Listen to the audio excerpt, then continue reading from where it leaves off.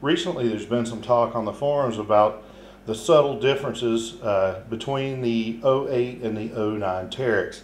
The rear end that you're looking at right now is a 2009. What I see on the back is there's some frame changes to strengthen the rear frame. One of the first changes that was really obvious to me was you can see these gussets right here that are welded in. Let me wipe the dust off of it so you can see it more dramatically. As many of you guys know, this was a weak area back here, and it's nice to see that Kawasaki addressed the issue. You know, I'm sure that's a help, but my favorite rear frame gusset is this Thunderhawk Performance unit right here. And what it does is just bolt right on. Notice it's still got clearance to hook underneath, and it stays up and out of the way. I'm sold on these Thunderhawk gussets. They help save my '08 machine when I crashed it here in February this year. And I'm going to be installing these on this machine as well, also one on the front. Another change that was made to this machine for '09 is, if you notice these uprights right here, I'll wipe this one off so you can see it better, wipe the dust off of it. They're wider and they're a little bit beefier. Looks like to me personally, you know, I'm no engineer again, but looks like they've increased the width.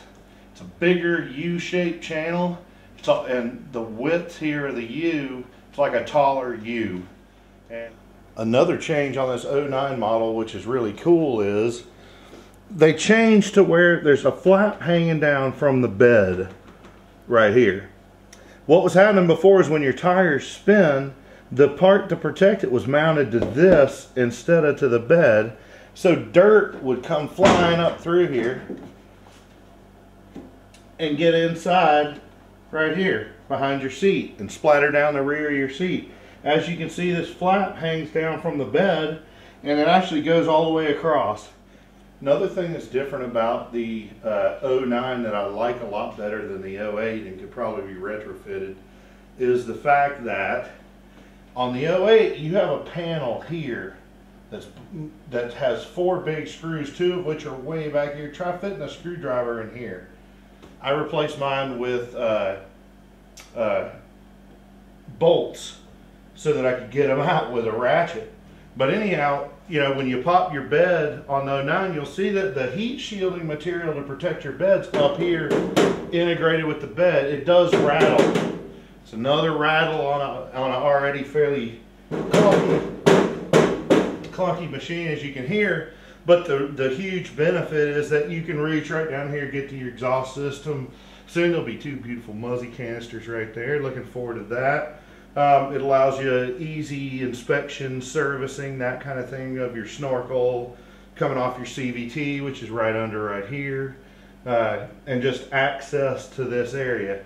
You can also see here this piece of flap of rubber. There's one flap in the center. Looks like it's just plastic rivet, speed rivets in all the way across. So I'm sure that you could retrofit this.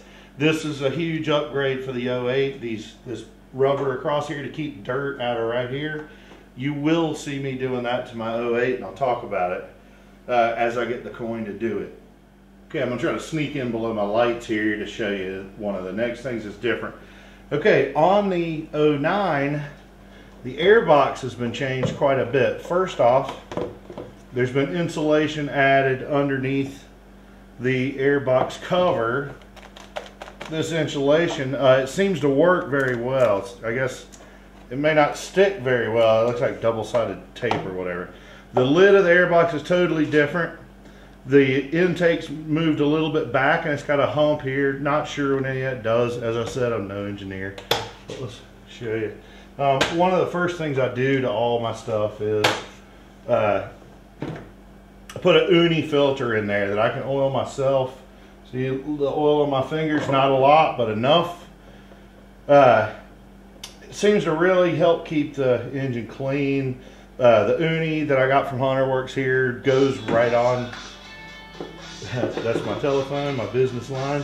Anyway, notice how the airbox also has this little extension that goes down and goes right into the airbox. Sorry about the phone, guys. I'll be right back. Once we take out the passenger seat, we can see that, you know, the fuel setup and everything's different with the fuel injection versus the non-fuel injected. It looks like there's a connector here. That's either just for the, it's too many wires to be just a fuel gauge, potentially, in my opinion.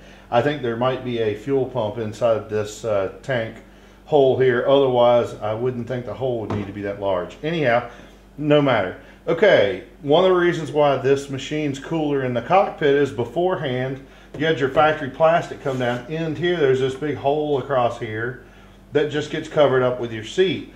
Now, there's actually a rubber membrane in here that's strapped on with a couple of the easy straps that, that you can remove and put back on that Kawasaki has. But notice, this rubber, it goes all the way through here, extends up through here, wraps around underneath this top plastic. I'm assuming it probably wraps the whole thing. And the reason that I would be led to think that is because this machine's dramatically cooler in the cockpit than my 08 machine is. Anyhow, so this would be one of the parts that you would need to get, is this rubber piece here. Here's a little bit better view of the top of the fuel tank or the gas tank in this machine. You can see the coil over here. I believe that's for the rear cylinder. Another change for the 09 model year is that they moved the battery, which was previously back here, forward. They moved all the electronics, which were previously low and on the floor in a box, up high and back to the rear of the compartment underneath the driver's seat. I've never really had any problem with stuff shorting out. All these are waterproof connectors. I put dielectric grease in them as well if I know I'm going to get it wet. So I never really had a problem with it cutting out, although some people have. But there is some remarkable changes under this that we need to talk about here, and that's this. To check your oil now and to help shield heat, there's a piece of metal right here. It has two of the speed rivets in it.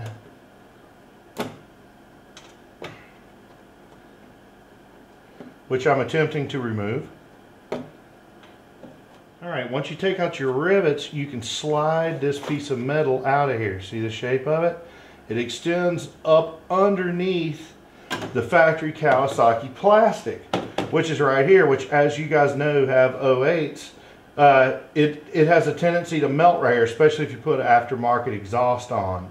As you can see as well, there's another metal piece in here that extends back, and again we can see the rubber membrane going across here and across. You can see it hanging down here, maybe. Not sure if you can see that on camera or not. I hope you can. But it looks like a membrane wraps all this to keep the heat out of this factory plastic. Now that I've removed this, I can check my oil, which I'll go ahead and do now, just to do prophylactically, and then we'll remove the plastics and we'll see what we see under here.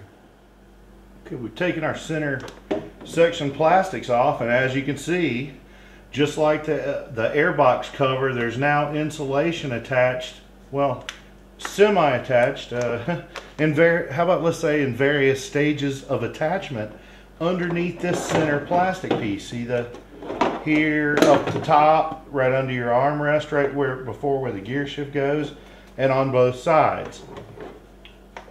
So that's definitely one of the reasons why it's cooler. I'm sure that you could order these pieces to stick on your 08 and it would work fine.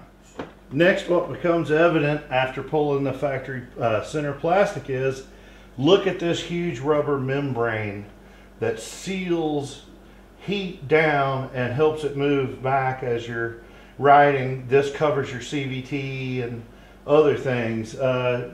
We can see our throttle bodies. Our plenum's different.